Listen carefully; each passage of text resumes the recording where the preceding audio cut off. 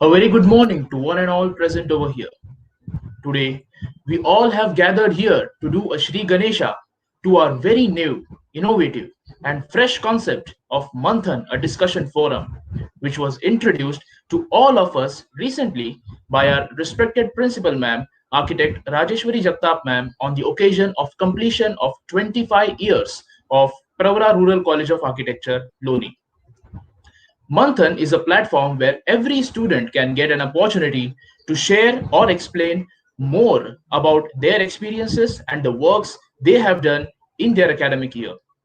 This platform will surely help out every student to independently put forward their views and works, thus building up the confidence amongst the students to present different things confidently.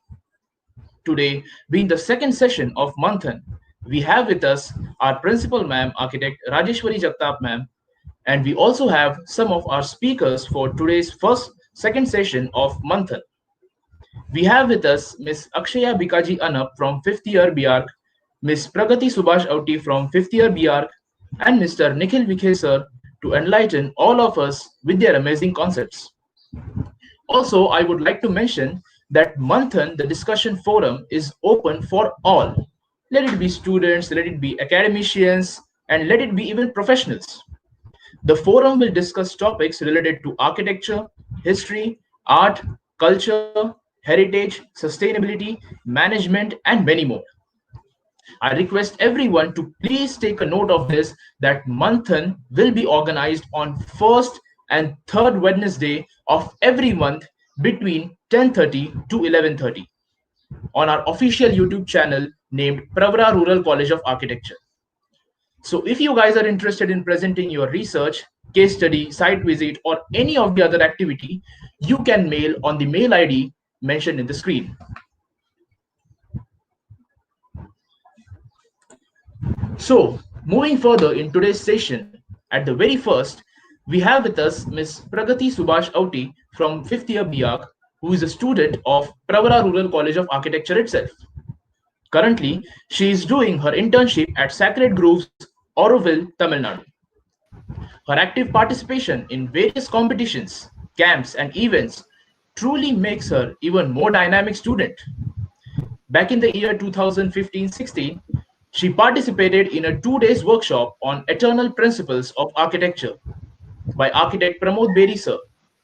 She contributed her work experience for the ANDC, that is Annual NASA Design Competition Trophy of NASA, that is National Association of Students of Architecture, in the year 2017-18. Along with that, she also served as a cultural secretary for college events.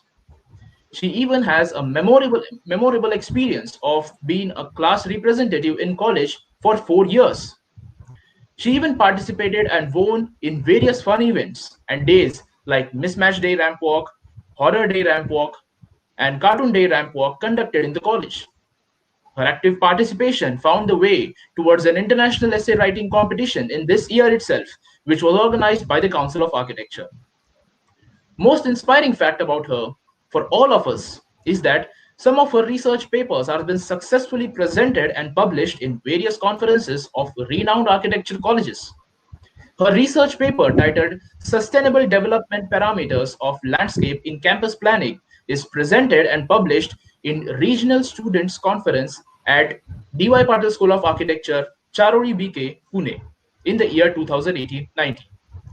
Also, her research paper titled Natural Geomorphologic Wonder Heritage Site Development Nighoj Riverrine Potholes is published in National E-Conference on Empirical Theories in Architecture, Planning, and Construction Management organized by Alana College of Architecture, Pune in the year 2019-20. Relentlessly climbing the ladder of excellence, her one more research paper titled Architectural Education Enhancement Use of Hands-on Work in Teaching is presented and published in National Level E-Conference on Architectural Pedagogy organized by Savitribai Phule Pune University's Symbiosis School of Architecture, Urban Development and Planning, Pune in the year 2019-20. Apart from all these, she has developed her valuable interests in paintings, sketching, art and craft, stitching, knitting, embroidery, photography, and videography. She passed with good grades in elementary and intermediate examinations in 2010 2012, did many different types of artwork since young age, designed many beautiful things since her childhood, and even captured beautiful moments related to nature and kids. I would now request Ms. Pragati Subhash Auti to please present one of her researches on this beautiful Manthan platform. Okay, am I audible? Hello?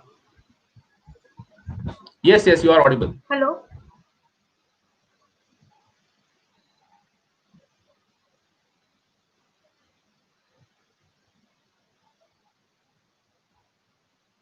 Hello, am I audible?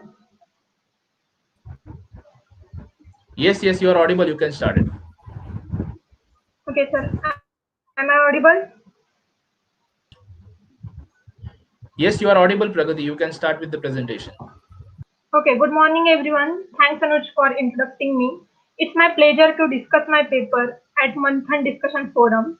Before starting my presentation, I would like to say thanks to our principal ma'am, architect Rajeshwari Jagtap, for inviting me at Manthan Discussion Forum. My research paper titled Natural Geomorphologic Wonder Heritage Site Development at Nighoj Riverrine Potholes is published in National E-Conference on Empirical Theories in Architecture, Planning and Construction Management, organized by Alana College of Architecture, Pune.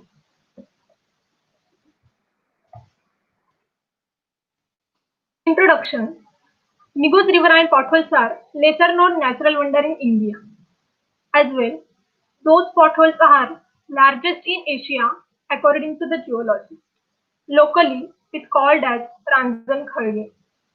According to geologists, it's created by the large force of water during rainy season, as well as those potholes are recorded in the Guinness Book of World Records. My study objectives are to study the importance of the natural geomorphologic heritage sites, to study the need of development, to study the activities are happening there yearly, to study the parameters of development in such a case. I completed this study with the methodology. The methodology I used is like data collection and case study. Data collection is completed through the live site visit, internet, mapping, audio calls like this, and case studies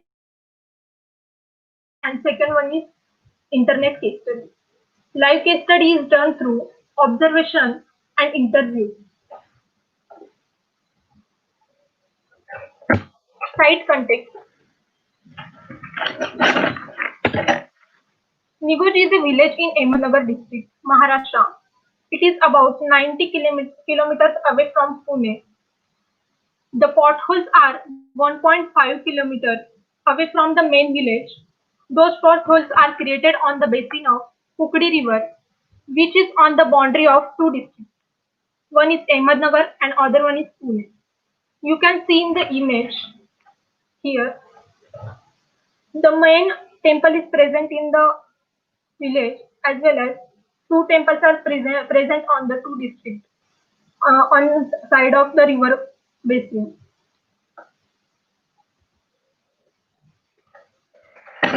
Local story and need of development. There are many superstitions are present regarding the formation of potholes. So creating the awareness and increasing research and study value of site development is necessary.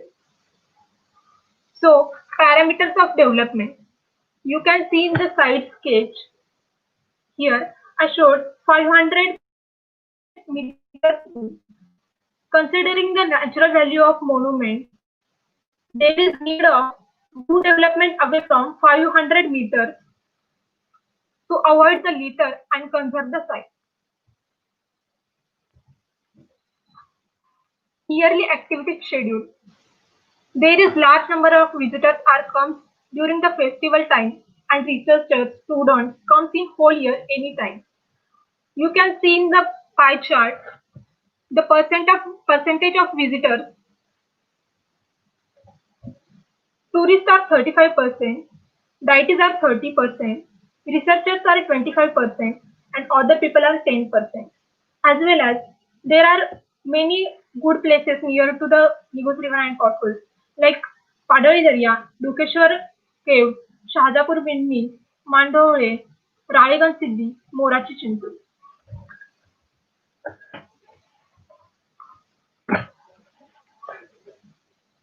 You can see in this matrix how I studied the case studies. I did two case studies. One is the live Lonar case study and other one is Bora Caves case study. The crater is created by falling the meteorite, and other one caves are created by large force of water. So there is in both the cases inferences are same, but the development policies are different according to the site potential. So you can see how I compare both the case studies and uh, got some inferences. So you can see in these images, photographs, how the lunar crater is created and the Bora caves, which are created by the large force of water. Observation and inferences. The site has a rich geomorphological, religious, and research study value. You can see in the chart, I studied it with all the analysis concerns like hydrology, topography, geology, as well as the development policy. The local authority present in the Nighoj is reserved 10.77 hectare land for future development in Nighoj. So I am suggesting some application over there like Geomorphologic Research Center, Science Center, like museum, information center, and resort. So here I want to conclude these lesser known geomorphologic sites need to get developed considering the ASI rules for conservation. It needs to get developed to improve their identity and value. The visitors are coming for various reasons, so there is need of platform for study and tourism to achieve the site's potential.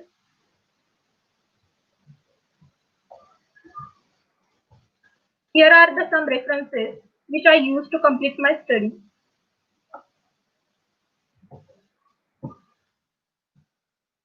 I would like to express my gratitude to guides, architect Sonali Chaske ma'am, architect Deepika Arbatti ma'am, architect Kapil Burade sir, for their constant guidance and encouragement and suggestions, as well as the people who helped me directly or indirectly to complete this study, as well as my family for the support.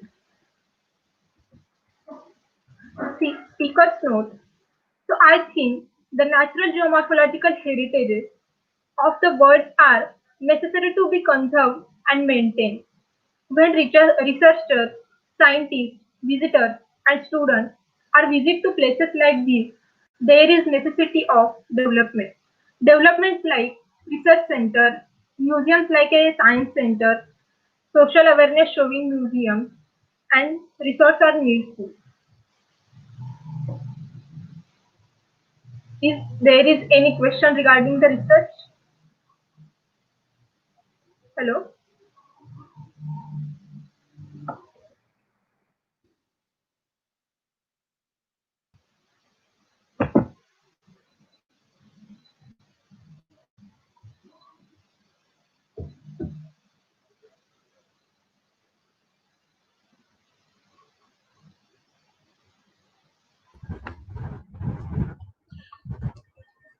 Yes, Pragati, I have two questions for you.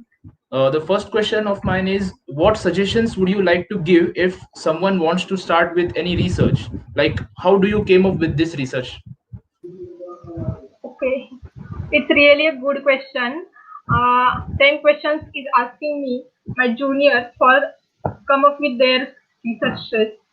So I would like to suggest everyone just start with the brainstorming.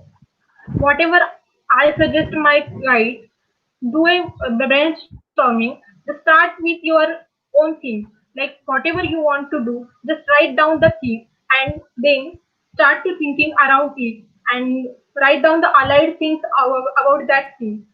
So what I did, started thinking about finding some unique site for research. Then I wrote it on the paper, and then I started finding some related sites like such a unique site, and then I found the Nighoj Riverrine pothole, which is lesser known, but it needs to get developed. It's most important. So I am suggesting don't restrict your research with any place. It may be one single issue, one single concern, or one means whatever you want to know that you can take as your research.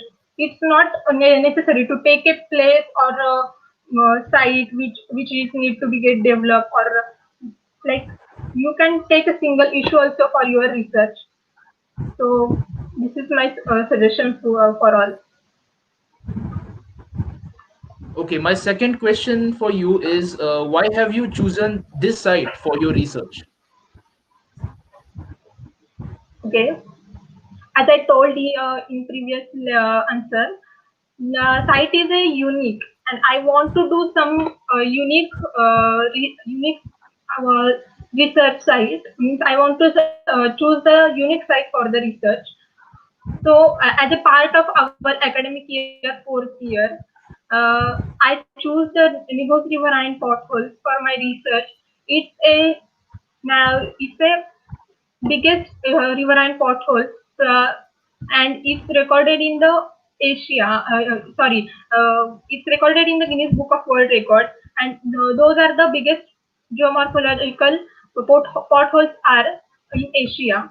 So I found the site is really need to be get developed. That's why I choose this site. Okay, thank you so much, Pragati. Your research was really very interesting. Now we have with us Miss Akshaya Bikaji Anap from 5th year BIAC, who is from our college itself. She made her valuable contribution by participating in Zonal NASA 2018-2019. With the help of some students, she even designed a children playing area for kids in Rahata, thus putting forward the actual beauty of architecture and proving that architecture is not only restricted to high rise and modernized buildings. She even made her contribution in designing a recreational place at Pabhat. She attended Universal Design Workshop and Bamboo Workshop, which was conducted in our college. Not only this, her research paper got published at the National Conference on Empirical Theories in Architecture, Planning, and Construction Management recently in the year 2020. Her dynamic nature and active participation has truly made her to keep progressing day by day. I now request Ms. Akshaya Anap to please present one of her researches and share interesting facts and things with us.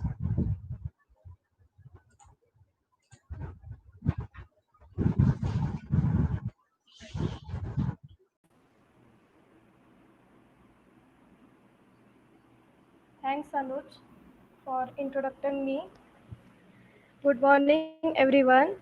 Uh, I would like to personally thank my guide, architect Deepika Arbatti ma'am, for guiding me throughout my research paper. And also, I would to like thanks our principal, Pragati ma'am, and all the teachers for guiding me among the discussion.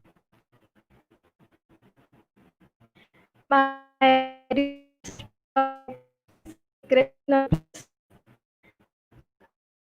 I have completed research in 2020, concluded by Alana College of Architecture and through guidance and supported my guide and college teachers. My article has been cited in National Congress, Akshaya, your voice is National breaking. Conference of Architecture Management.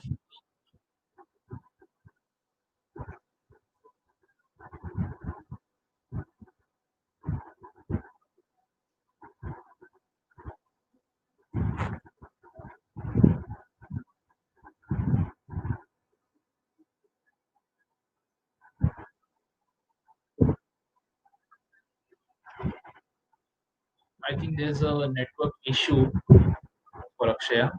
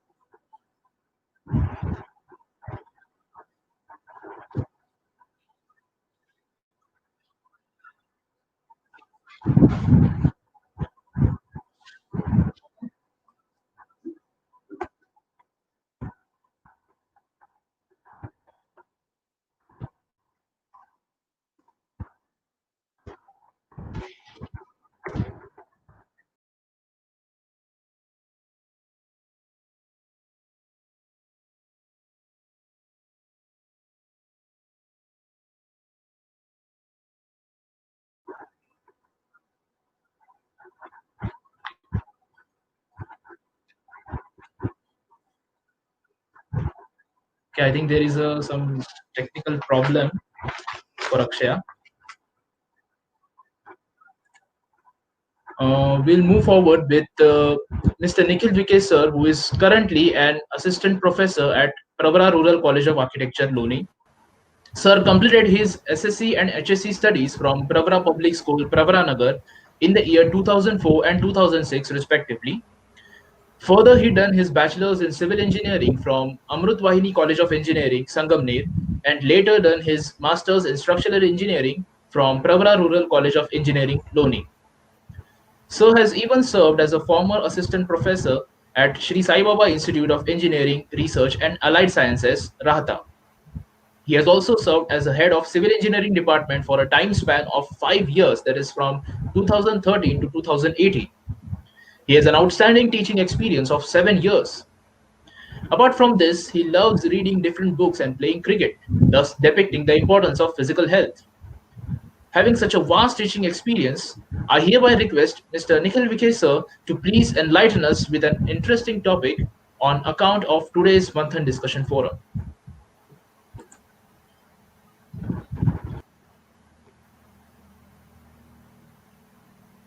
Good morning to all. Very thanks to Anuj for your warm welcome and introduction. I'm also very thankful to our respected principal man for her motivation and giving me opportunity to present whatever little knowledge I'm having in this area. So, okay. So today I'm going to present the eco-friendly construction material, that is geopolymer concrete. So this is one of the important topic from the sustainability point of view.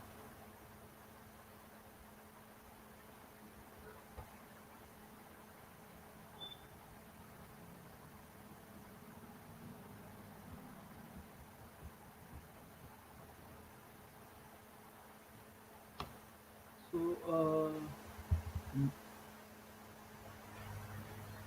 nowadays the concrete is in great demand because of vast increase in the infrastructure. So for the construction of RCC building, the concrete is required in a large quantity. So for the production of concrete, the cement is requiring a great amount.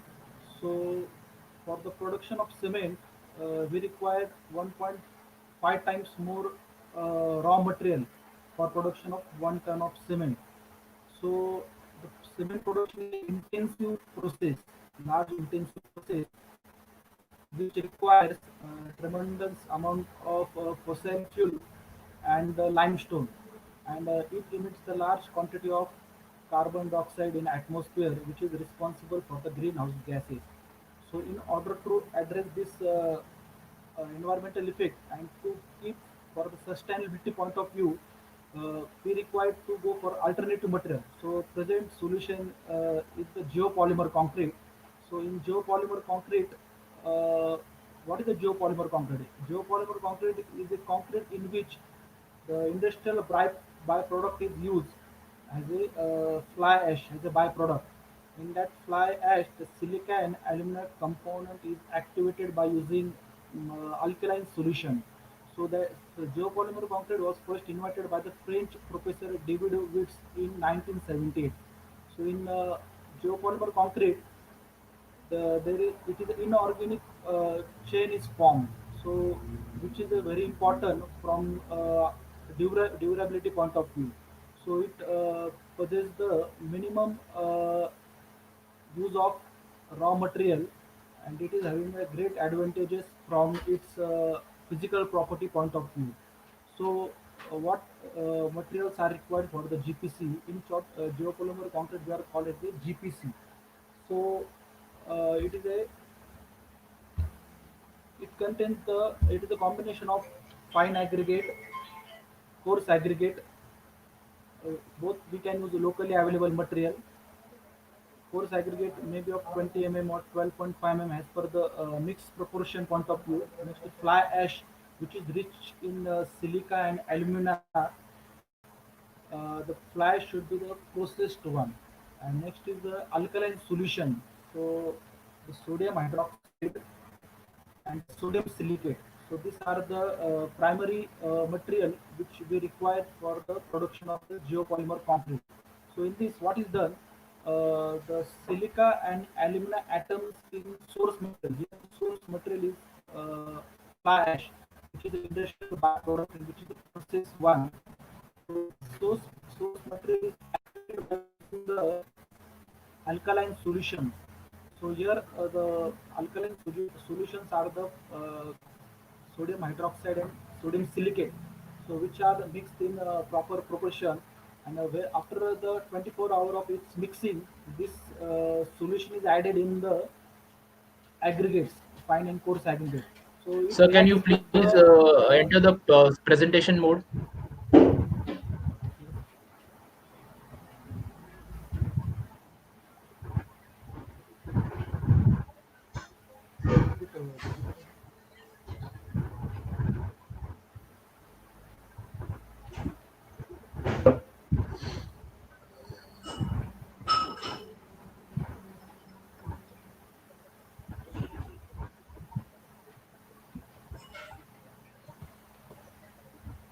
okay.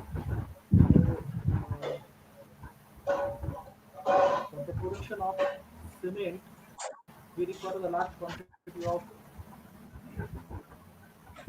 limestones, and it requires large fossil fuel to burn, and at the same time it emits large amount of carbon dioxide in atmosphere. For the production of 1 ton of cement, it emits 1 ton of carbon dioxide, so which is a 7% of global emission of carbon dioxide. So this is a very serious concern from our atmosphere point of view. In order to address this atmosphere effect, there is need to go for alternative solution for the Portland cement. That is currently the researchers are looking for the geopolymer concrete. So what is a geopolymer concrete? In geopolymer concrete, the fly ash is used as a byproduct. Here the cement is totally replaced by the flash. So this is a big advantage of geopolymer concrete. So no cement means no emission of CO2 and the saving of the or conservation of the natural resources. So this is a big advantage of geopolymer concrete. So how it activates? The binding solution is formed by using the alkaline solutions. So here the alkaline solutions are sodium silicate and sodium hydroxide. So the, the jo- here the material prime material required for the production of GPC is fine aggregate, coarse aggregate, as similar to the normal concrete, and added in this the cement is replaced by the fly ash, so which is rich in silica and aluminum. And thirdly, the here the distilled water we use, and most importantly the solution which we call as alkaline solution, that is sodium hydroxide and sodium silicate. So these are the four major uh, material which we are using for the preparation of the geopolymer concrete. So geopolymer is concrete by using uh, solution. The solution is prepared in the fixed proportion, which is added in the coarse aggregate, fine aggregate. So after a certain time it get activates and it binding material is produced. So here the handling of the solution is very important because it is a very dangerous to handle. So we have to take care while handling the solution. Here the fly ash contains the silica and alumina gradients, so which is activated by this alkaline solution. So here one of the major weakness of the concrete is that it is weak in tension but it is very strong in compression.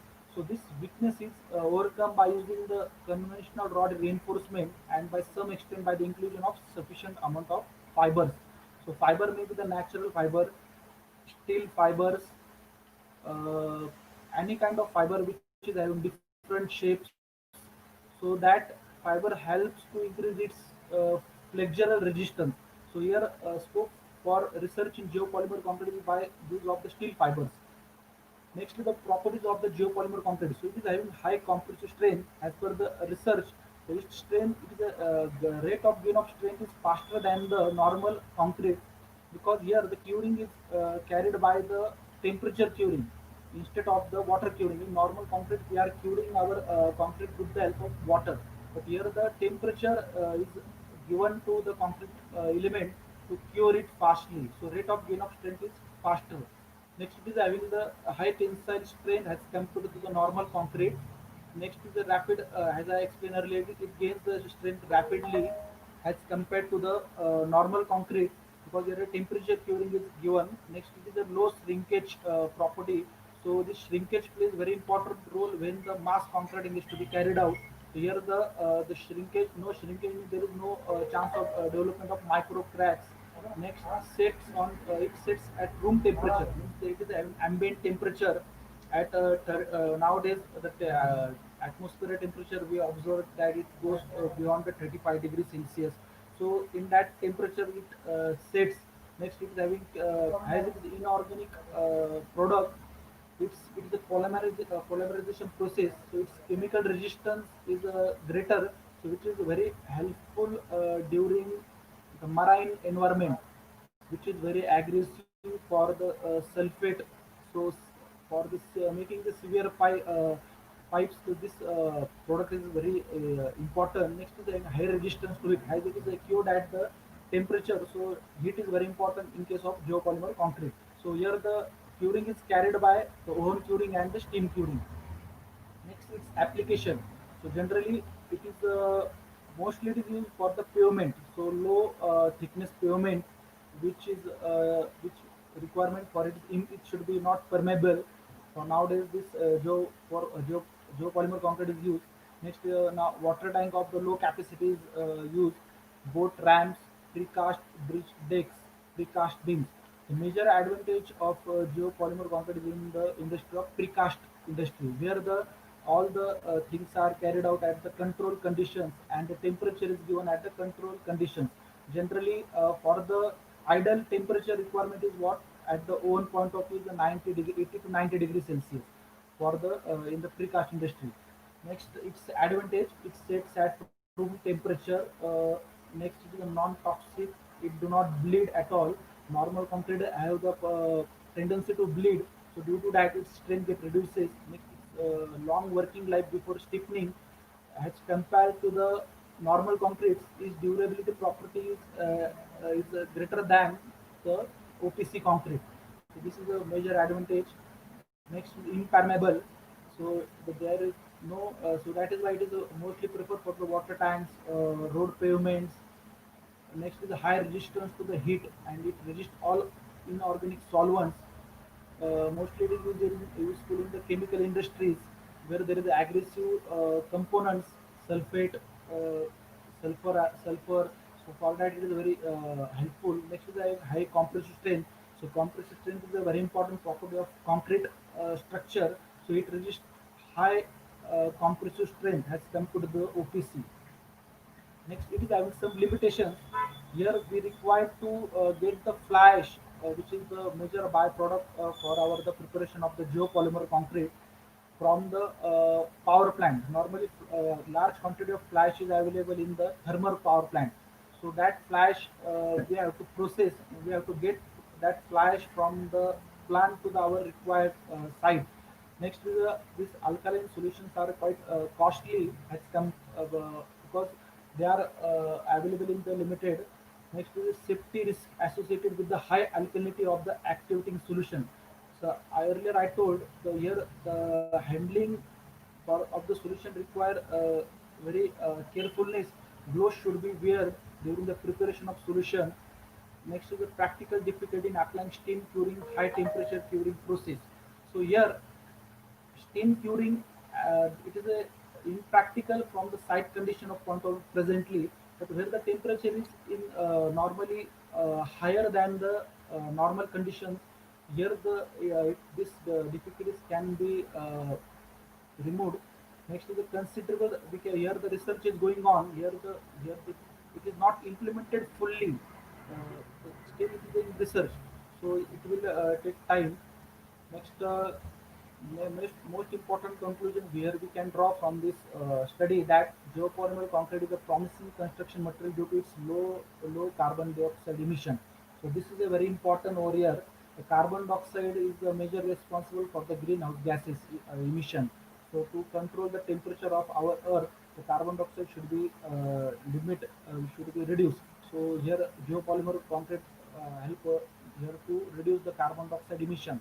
Next, here its strength is higher than the normal concrete. The gain of strength is earlier than the normal OPC concrete because here the temperature curing is carried out.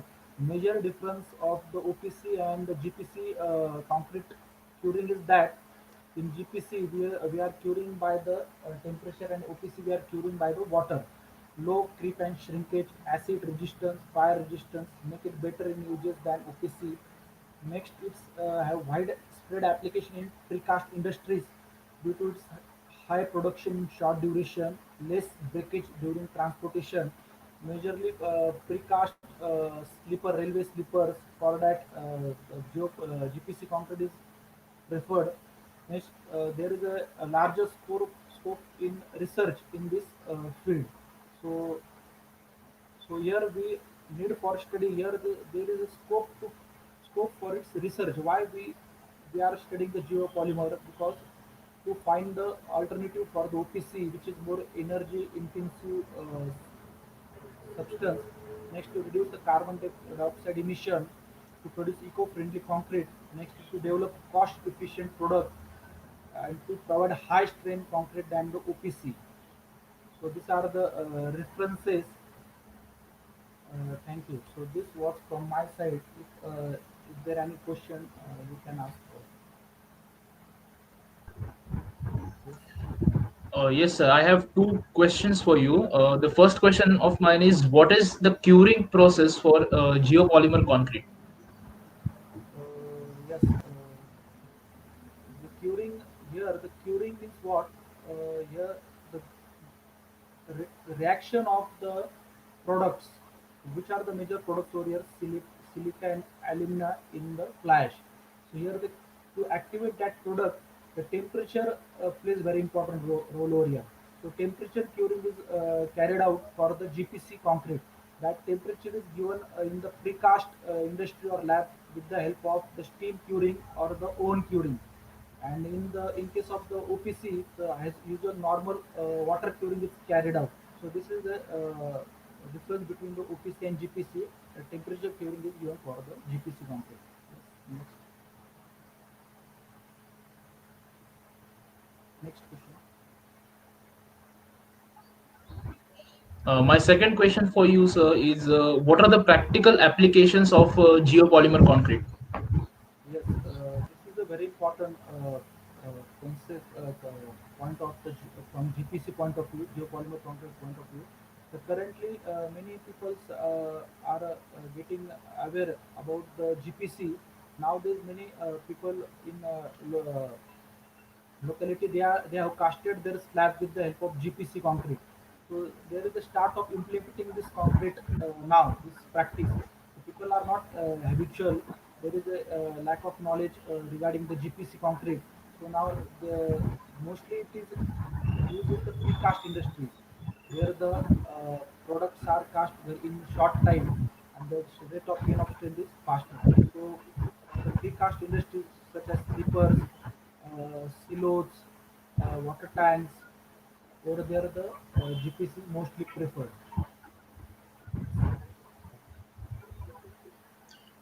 Any more questions? Well, thank you so much, sir, for presenting on such an interesting topic.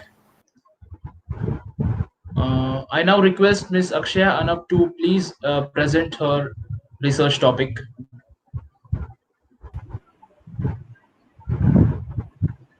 Hello, am I audible? Yes, yes, you're audible.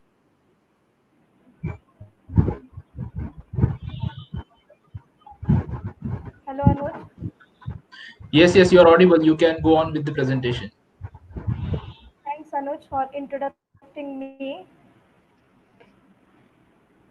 I would like to presently personally thank my guide, Architect Deepika Arbatti ma'am, for guiding me throughout the research paper. I would also like to thank our principal, Architecture Rajeshwari ma'am, and all my teachers.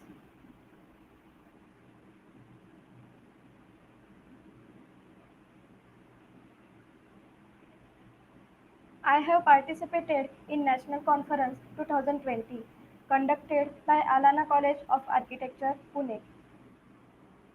And through timely guidance and support my guide and college teachers, my research paper has been selected for National Conference of Empirical Theories in Architecture Planning and Construction Management, and it will be published soon. Introduction. There are three R's which stand reduce, reuse, recycle. I tried to solve this stone quarry issue in reuse method. Quarrying is more in developing country for the transport and construction industry. And most of you stone quarries are wasteland. So if they are developed as a part of research center, garden, amusement park, etc., this then it is useful to save the wasteland and development of the quarry. There are few things that I was use my research. First one is purpose of developing stone quarry site. Already developed quarry site, advantages and disadvantages of stone quarries, technique used for quarry site developing. Some existing examples for Lakaki Lake. Lakaki Lake, Pune, Rankala Lake, Kolhapur, Shanti Sthal Memorial, Delhi, Golden Temple, Amritsar. Need of study. Many stone quarries are wasted, so we can developing this stone quarry site as a recreational place, and it is usable site for everyone. Aim is research is to study the various techniques of developing the quarry. Objectives is that to study the classification of quarry. Second one is advantages and disadvantages of stone quarry. Techniques used for quarry.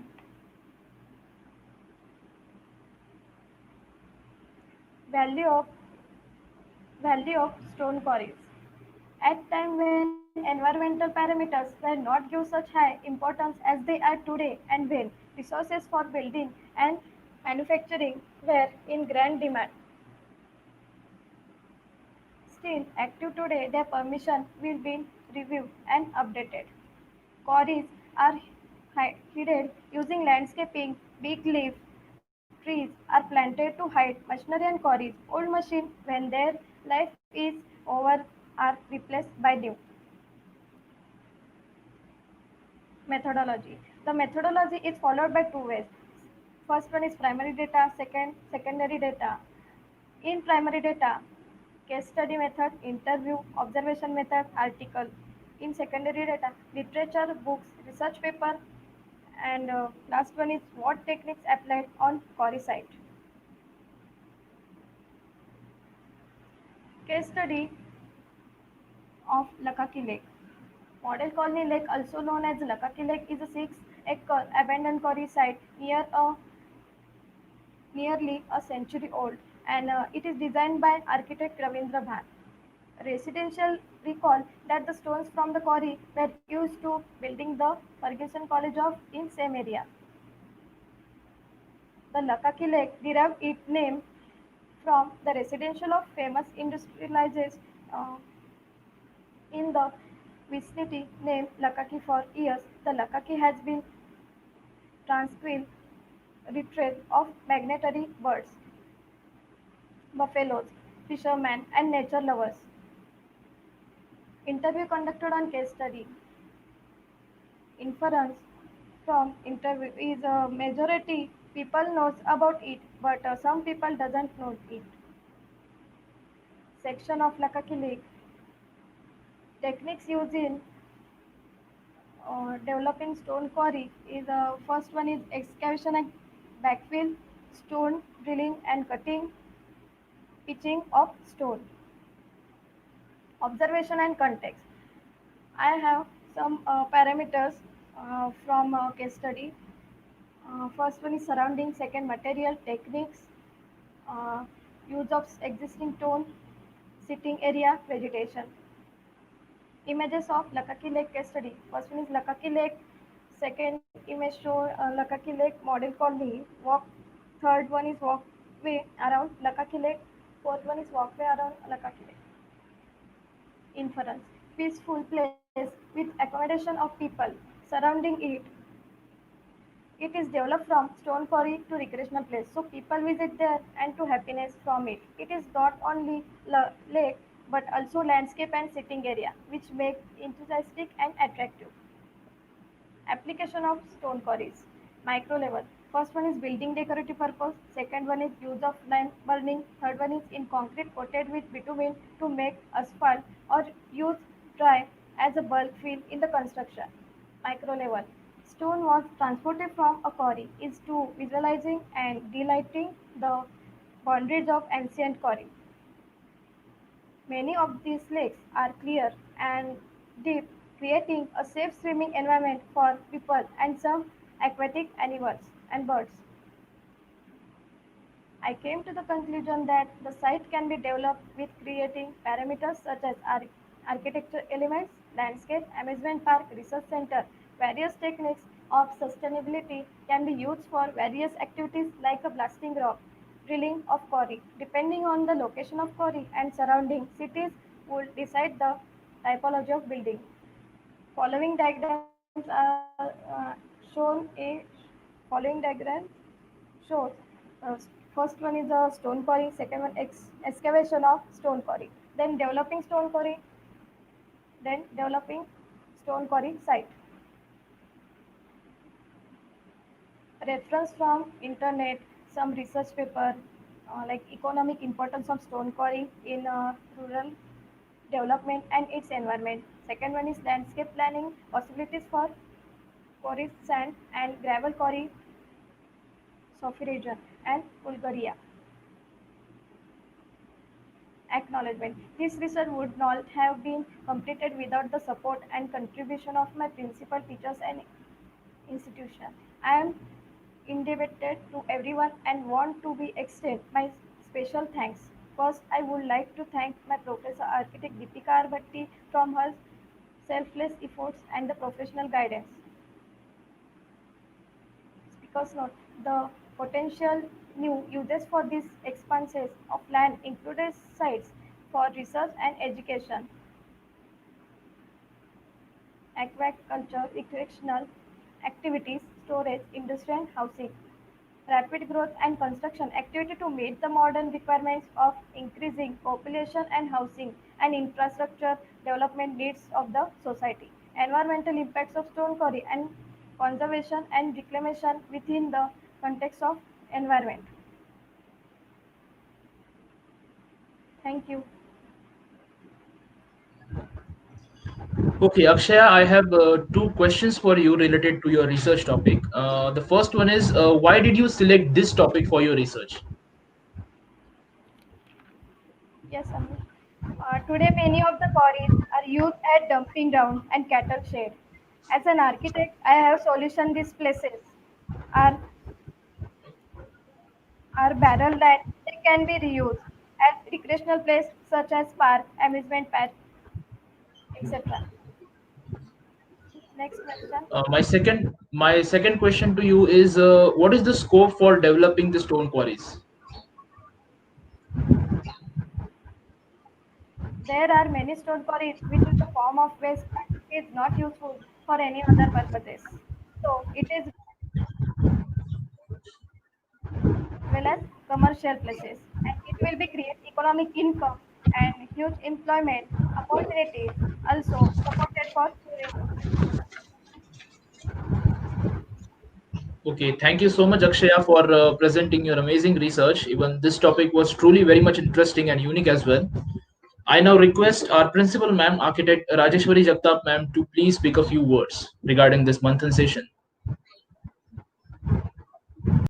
Good morning, all. On this Manthan session, which is the second session which we have planned in our 25th year of establishment of Pravara Rural College of Architecture, I congratulate all the presenters today, and especially to my students and colleagues who have presented at this forum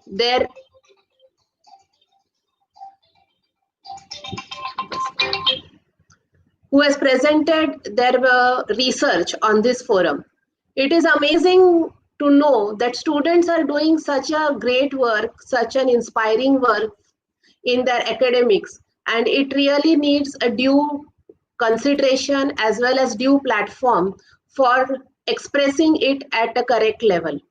So we feel that this initiative, which has been receiving good response, or I will say overwhelming response, and the participation of our students as well as our teachers is creating a very good impact on the forum. And such topics will be, we will keep on discussing in this mode, where it will be very inspiring and also motivating to the student that his work is getting recognized at some platform. His presentations are being heard all over the world, and it is a very good opportunity for the students, academicians, and professionals to come together and enrich this Manthan session. So this hard work of the students should get recognized while they are in academics, while they are in profession, or while they are in doing their day-to-day regular activities. So today's presentation, which Pragati has taken up regarding geomorphology of Nighoj Riverrine potholes, this I think was a very, very interesting part and very, very interesting session, because such natural sites which we are having are not dealt by the architects or even by the historians. And even if they are dealt by, they have a very limited reach of audience.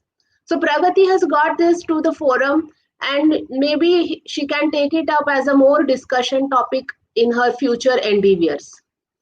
Akshaya, who has been discussing about use of stone quarries, I really I should say thanks to Akshaya, because I was not knowing that Lakaki Lake is such a redevelopment project of a stone quarry, even though I have been in Pune for such a long time. But so this kind of an information needs to be dissipated into the academics as well as into the profession, and it should be taken up for further discussion. I also congratulate Mr. Nikhil Vikhe, who is our assistant professor, to take this presentation on geopolymer construction, concrete as a construction material, because nowadays construction technology is booming and fast moving to the advanced levels. So such new eco-friendly materials, if they are known, if they are explored, if they are experimented upon, they will create a good impact on the society as well as save our time and cost for the project. So all these topics which we discussed today are very relevant in terms of getting research recognition as well as for further study of development. In our next Manthan session, we are going to discuss palaces of India, special focus on Falaknuma Palace at Hyderabad. So again, when we will talk in the next session, that is on 7th of October 2020, there is a new topic which is there to look for. And it is totally different from what we discussed in the first session of Manthan, in the second session of Manthan, and the third session of Manthan, which will discuss about palace, and that to Falaknuma Palace at Hyderabad.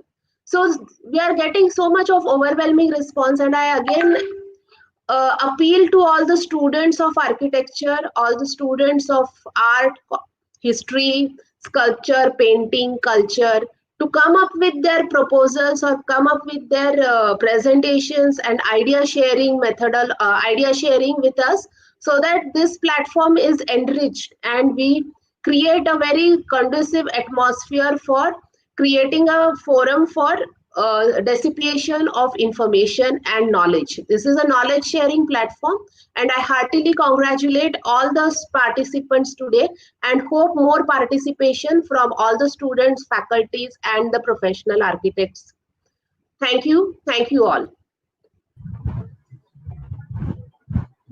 I would like to thank our respected principal, ma'am, architect Rajeshwari Jagtap, ma'am, for coming up with this amazing idea of Manthan, which will definitely provide and provoke other students as well to share their works with every one of us. I would also thank architect Praveen Zamdade sir for technically hosting this event. I would thank Ms. Pragati Auti, Ms. Akshaya Anap, and Mr. Nikhil Vikhe sir for their great and valuable efforts for successfully adding colors to this discussion forum. And I thank you all for kindly attending this beautiful discussion program. Also, I would like to mention once again, and I would like request everyone to please take a note of this, that Manthan, the discussion forum, is open for all. Let it be students or let it be academicians, let it be even professionals. This forum will discuss topics related to architecture, history, art, culture, heritage, sustainability, management, and many more. And everyone, please take a note of this, that Manthan will be organized on first and third Wednesday. I repeat, first and third Wednesday of every month between 10:30 to 11:30 a.m. on our official YouTube channel, Pravara Rural College of Architecture. Thank you so much.